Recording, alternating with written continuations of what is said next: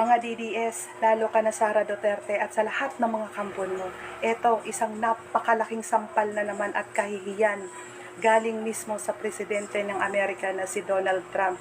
Tingnan mo, panoorin mo kung gaano kasakit ang salitang binitawan ni Trump sa Duterte administration.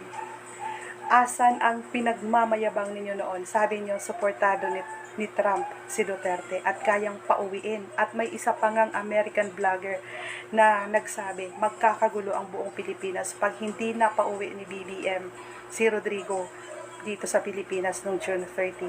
Asan ang yabang ninyo? Panoorin nyo, huwag yung lalaktawan, mga hinayo pa kayo. Yung fake news ninyo, eto, sasampal ko sa inyo. Thank you very much, everybody. It's a great honor to have President Ferdinand Marcos Jr. of the Philippines, a great family legacy, and highly respected in this country. I know that because I have many friends in the Philippines, and there's great respect, or I couldn't say it, so congratulations.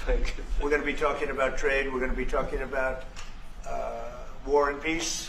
They're a very important nation militarily, and we've had some great drills lately. We're back with them. I think I can say that the last administration was not getting along with them too well. They didn't get along with anybody. They didn't know.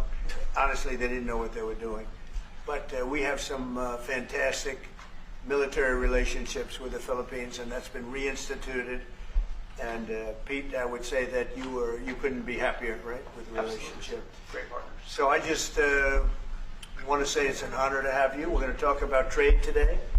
And we're very close to finishing a trade deal, big trade deal actually.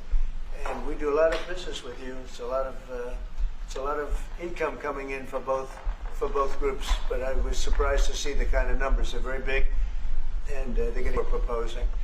And Mga DDS, napakasakit, di ba? Napakasakit masampal ng katotohanan. Yung inaakala ninyo nakakampi ninyo, yun pala tatawaging inutil at walang nagawang maganda ang iniidolo ninyo. Tinagalog ko lang kasi alam ko hindi nyo maiintindihan yung sinabi niya. Sabi ni Trump, hindi alam ng Duterte administration ang ginagawa nila noon. Nakakahiya.